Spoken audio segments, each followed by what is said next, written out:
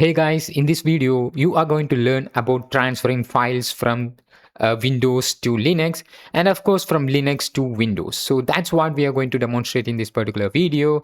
Yes, transferring files is important and you have to know how you can transfer files because during a penetration test, you have to transfer some files, and in other scenarios also, you have to know how you can transfer files between the Linux system to Windows system or from Windows system to Linux system using GUI and CLI methods, which is the graphical user interface method and the command line interface method. So that's what I'm going to teach in this video. Yeah, let's begin.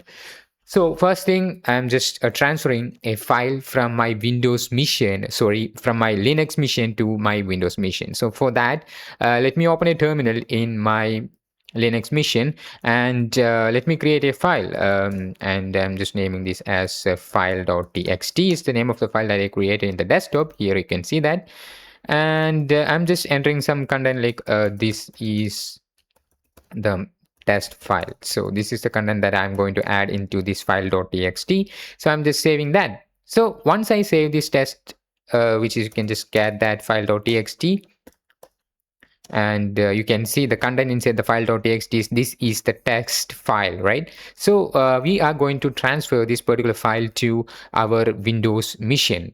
Okay, so this is our Windows 10 virtual machine, and I'm just going to transfer the files to this particular Windows machine. So anyways, I'm just starting a Python server here.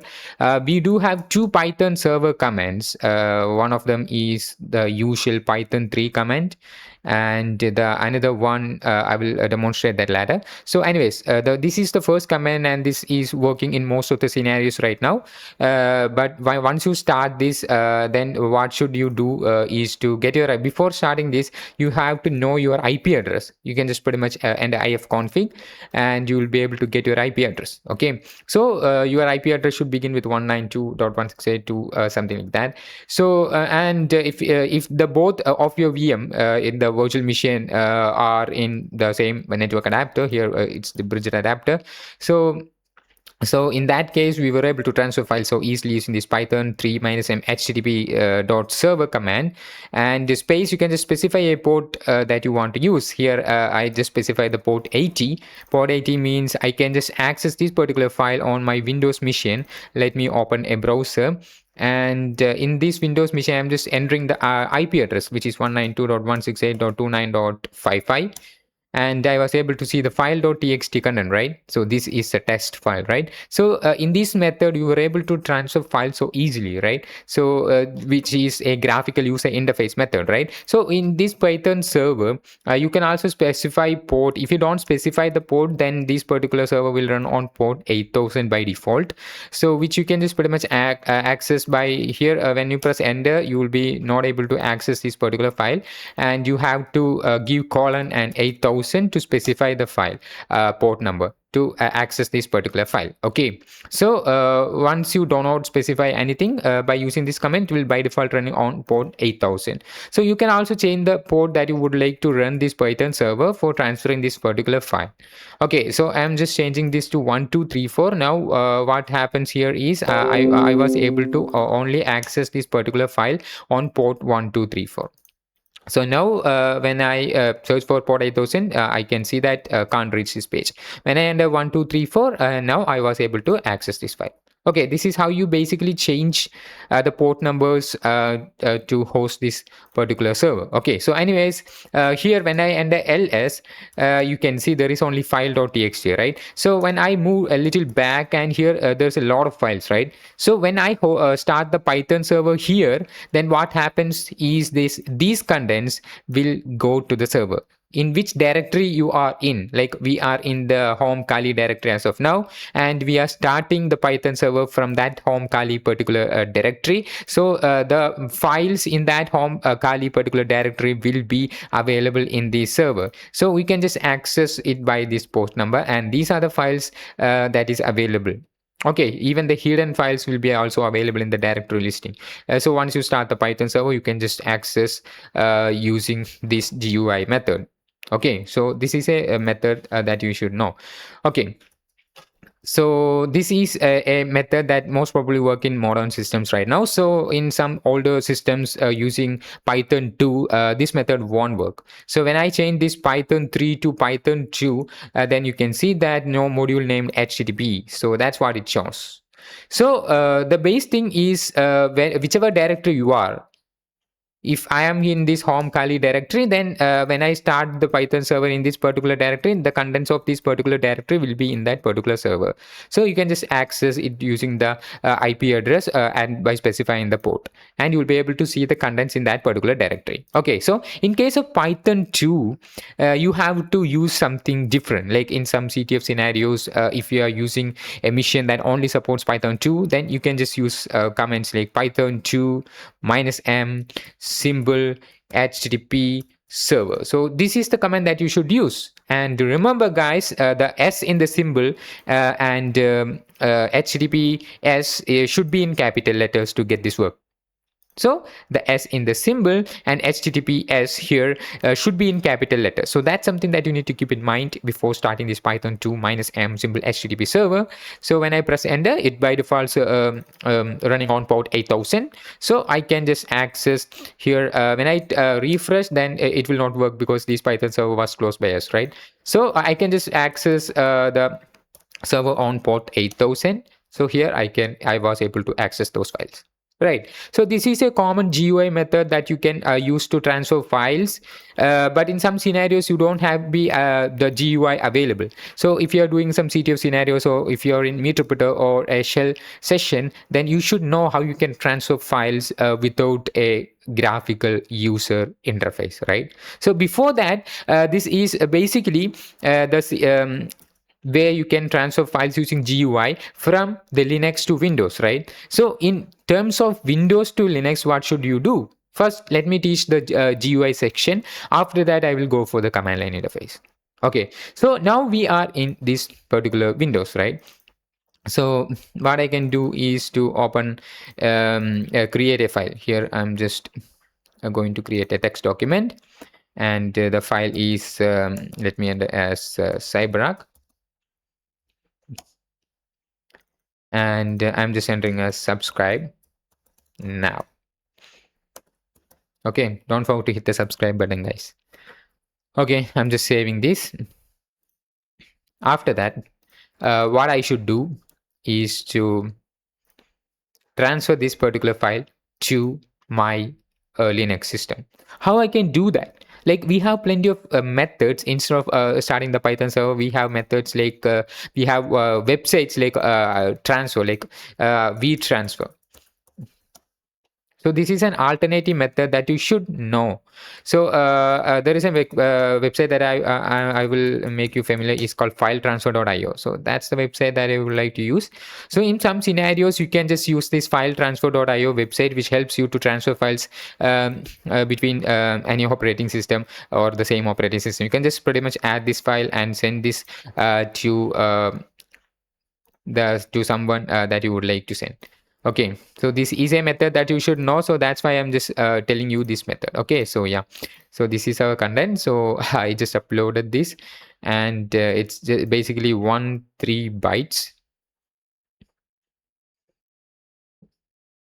and we are almost done. Redirecting you to LimeWire. So once you upload this particular file, then you can just click the share button and share the link to transfer this particular file. Okay, this is something that you need to keep in mind. There are various types of methods, but this is a method that you should know. So that's why I told you this also. Okay, anyways, let's move on. Like I'm just going to transfer this file to our Linux using the graphical user interface method. One of them is I showed filetransfer.io website. Instead of using websites, we can just open up the Python, right? So for that, you have to install Python. The method that we used before is what we are going to use here. For that, you have to go to the Microsoft Store, and in the Microsoft Store, you have to download Python in your Windows machine. Okay, so this is a method. This should work only if you install the Python from the Microsoft Store. So once you install the Python from the Microsoft Store properly, then you can just open up your command prompt, and you can just move to the desktop directory. And here is my files. Let me expand the sizes so that you'll be able to see things properly.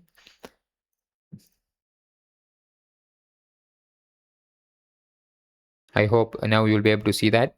Okay, we have the cyberark.txt is available, and we just need to transfer this to our Linux system. So the same command that we use there, like python 3 minus m http dot server. So before that, we have to know our IP, right? So I'm just entering ipconfig command, which will give the IP address of our Windows machine, and it's 29.78. Okay, so now we can transfer file using the Python server, like python 3 minus m http dot server. So unfortunately, I'm just getting an error. So let me enter the port again. I'm still getting an error. It's not working. 1 2 3 4, it's not working. So anyways, the one more thing that you need to do here is to let me enter Python only, and it is opening the Microsoft Store. This product is not currently available. Try again. So you have to download this properly to get this command work. Okay, so that's something that you need to keep in mind. So this is a virtual machine. Maybe that's the reason that it's not working. I don't know. Let me try to install 3.12 also.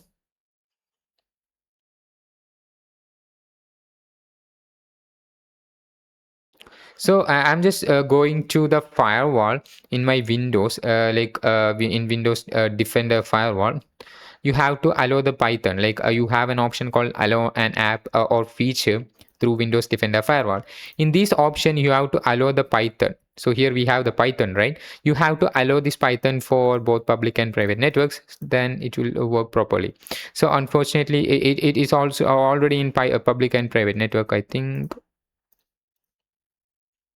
But yeah, yeah, it's in now. In now our Python 3.12 is installed. Let me click launch, and here it is. So anyways, we have to change this to private and public so that it will work properly, or else you will may not be able to access that particular web server. Okay, so you have to access give the permission for private and public in this Windows firewall option. Okay, so and once you give those permission, then you can just click OK. Okay, you can just click a change settings option, and after that you will be able to change this. Okay, once you change that, you can just click OK.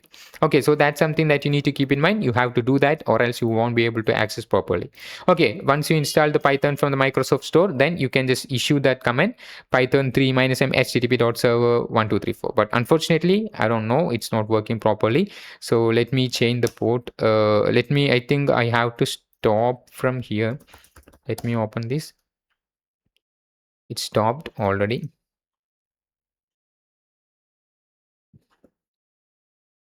Let me enter Python 2. It's not recognized. Let me enter Python 3.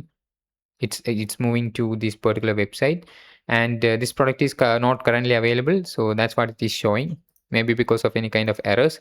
So in that case, if you are getting errors, then how you can troubleshoot is by going to the settings and apps. Inside that, you will be able to see the Python version, and this 3.13 is where we get errors. And I think the 3.14 is there. Let me remove the version, that particular version first.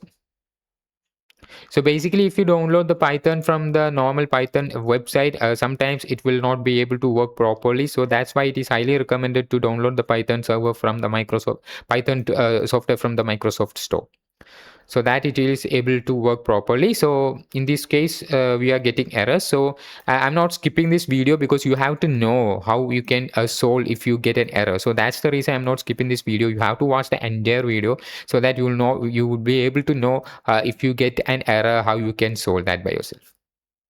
So a lot of people will do skip those particular parts, and you are only seeing the right path.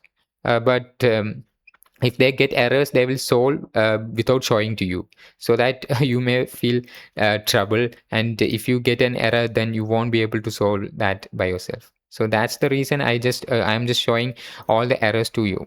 Okay, so now I'm just deleting the Python 3.13 also from our machine. Now I'm just entering Python 3 again in my command prompt. Now the Microsoft Store was open. It's still saying that the product is not currently available. I don't know why. This one is downloaded by me before. So let me move to the Defender and allow an app or feature, change settings, and go into Python. Here it is there selected. So let me untick and tick it again, and clicking OK. Click the details, clicking OK. Let me try to run that again.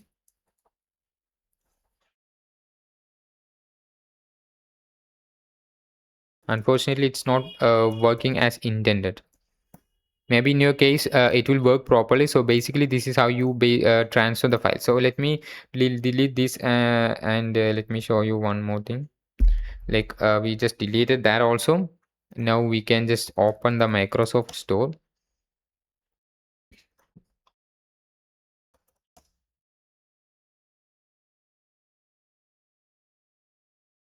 We can just search for Python.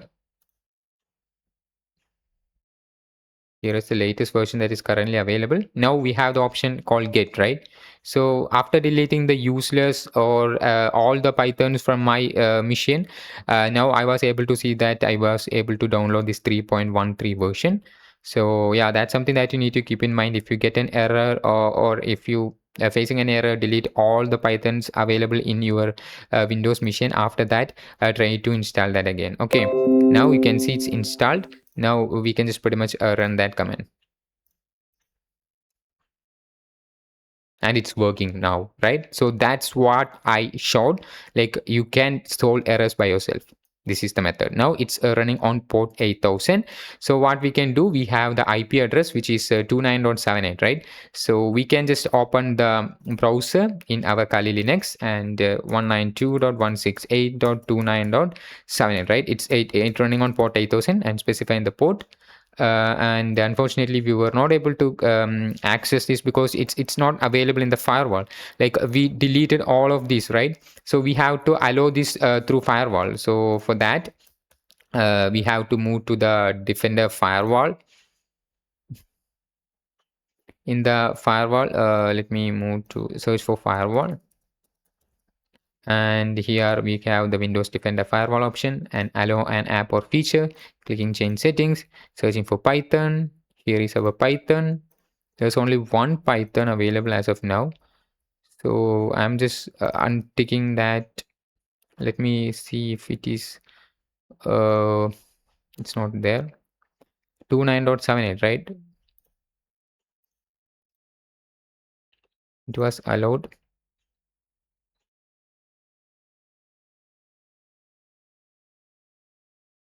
It's running on port 8000. 29.78. So let me try to access the same here in the browser, colon 8000. Now I was able to access these files in my Windows machine, right? So I have to access that in the same network. Here you can see now we were able to access that particular file, right?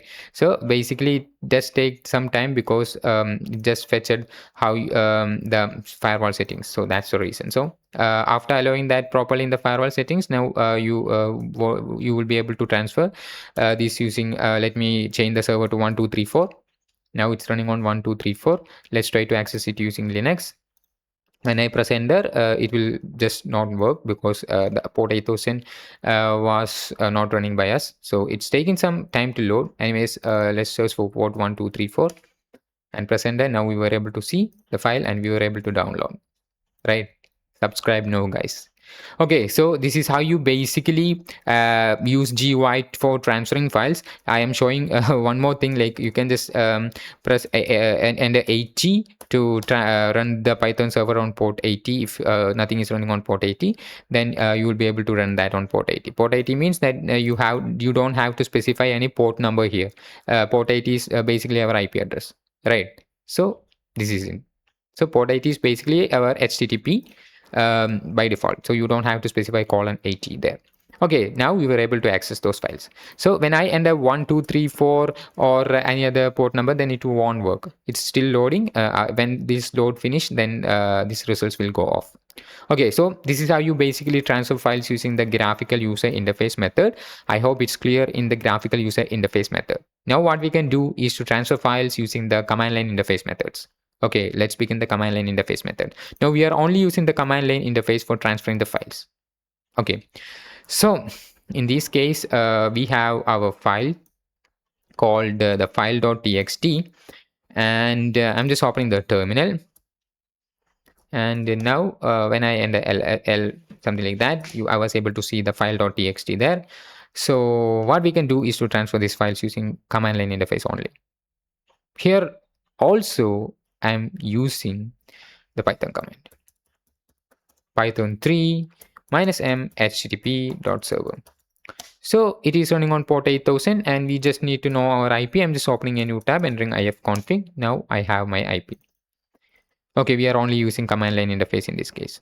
So this is our, let me stop this. So basically this is our command line interface, which in this case is our Windows machine.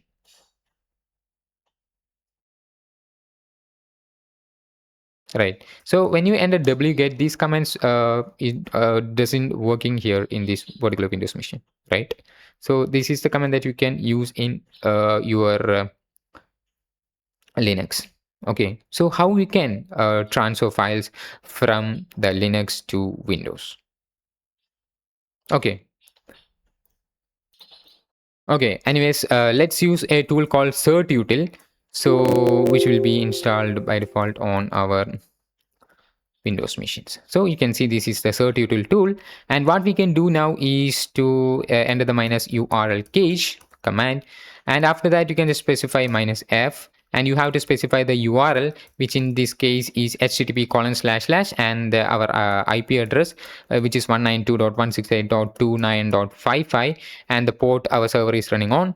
So basically this Linux server that we are running here on port 8000. So you have to specify the port 8000 here by specifying :8000 and slash the file name that we want to download. So in this case, the name of the file that is in this desktop is the file.txt, right? So you have to specify that file.txt there. And the name that you want to save this particular file.txt in our Windows machine. So let us name this as file.txt. Okay, so once you press enter, then you can see this is an Defender just blocked that, and it's saying that access denied, and there is a Trojan. Let me see the details. This file.txt has Trojan is why the antivirus was blocked. Basically, there is no Trojan, so I'm just clicking allow on device. So let me enter that again. It's still saying that access is denied.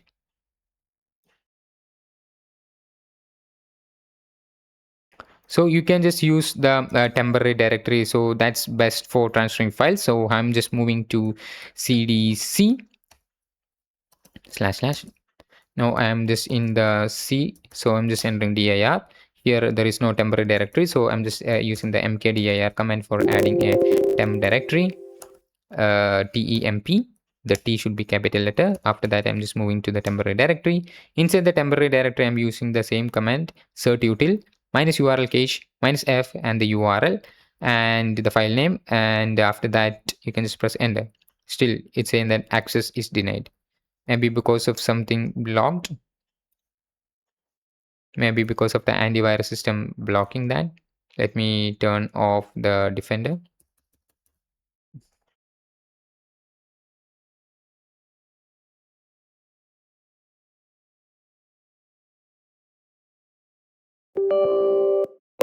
it usually don't happen, but it's not recommended to turn off that.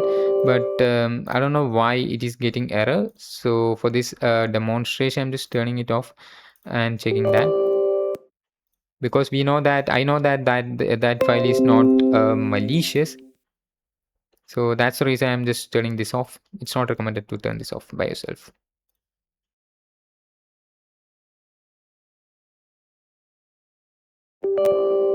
After turning all those security mechanisms, let me use that again. And it's done. Now we can see the command completed successfully. When I entered dir, I was able to see the file.txt was there in the temporary directory. When I entered tape file.txt, now I was able to see the file. This is the test file. Okay, so let us move to our directory, which is users AAA, and our desktop. So let us try to download this in the desktop using the same command, and it's done. Now you can see it's done. So you can see this is our file.txt which we were able to download in our desktop. So the firewall is blocking, or firewall or antivirus systems are blocking. So that's the case. That's why I just disabled that. So this is how you basically use to transfer files using the certutil method. Okay, now what we can do is to host a Python server here. For this demonstration, I'm just deleting this file, and I'm just going to enter the dir command. Now we can see we have the cyberark.txt available. We can just use our Python server -m http dot server here and enter the port. Let it be default. So now it's running on port 8000. So how we can just access this file on our Linux system? So using the wget command. So we can just move here into our Linux system, enter the wget command, and the URL, which is http:// and the IP, which is 192.168.29.78. I think this is the Windows IP, and the name of the file that we want to download, which is cyberark.txt. So basically, it is running on port 8000. So you have to specify port 8000 there. Now when I press enter, I can see that I was able to download the cyberark.txt from the Windows machine using the command line interface. Now you can see when I get that, it's subscribe now, guys. Yes, don't forget to hit the subscribe button right now. So anyways, this is how you basically use the command line interface for transferring files between the Windows to Linux. I hope you will be able to understand. But this is basically the URL, guys. If you don't understand this, this is basically the URL. So what we access in the graphical user interface, it's basically the same, right? Here we are entering this particular IP, right? Once you enter that particular IP, it basically 29.78, right? So let me enter 78:8000. So this Python server is running on 8000, right? So in the command line interface, we are just using the same IP address, and by specifying / and the name of the file that we want to download. So once you specify that here, then it automatically downloads, right? It automatically open that particular file, right? So this is the command that we are basically using, but in this Linux case, you can just enter wget and the entire URL with the file name that you want to download. So then you will be able to download that. In the case of Windows, we are using the certutil command, which helps us to download files. Like the same, you have to specify certutil -url cache and -f, and after that the URL / the file name that you want to download, and at the end you have to specify the file name that you want to save in your Windows machine. So it basically downloads this file.txt in this particular URL, and it saves this downloaded file as file.txt. So that's why we specify that file.txt at the end. You can just change this to save this as another file name. Let me show that also, so that you will be able to having a better understanding. So now I'm just hosting my Python server, Python 3 -m http server, and I'm just running this on port 1234. And in my Windows machine, I'm just using the certutil command, certutil and -url cache and -f, which is our URL, like -m, http:// and it's 192.168.29.55, which is our Kali Linux URL, and it's running on 1234. So specified colon and specify the 1234, and the name of the file that we want to download is file.txt. So I'm just saving that file as cyber. Okay, now when I press enter, that particular file saved as the name cyber, right? When I just double click, then you can see this is the test file, right? So you were able to change the name of the file. So at the end, you have to specify a name that you want to save the downloaded file as. Okay, so when I enter cyber.txt, it will save as cyber.txt. Here I am just enter cyber, so the downloaded file save as the cyber name. The name of the file is what we have specified at the end. Okay, I hope it's clear. So yeah, I hope it's all clear about this video. This is how you basically transfer files from your Windows to Linux and Linux to Windows using the graphical user interface methods and the command line interface methods. I hope this video helped you a lot. And once again, thank you for watching this video, guys. And don't forget to hit the subscribe button. Thank you. Bye bye.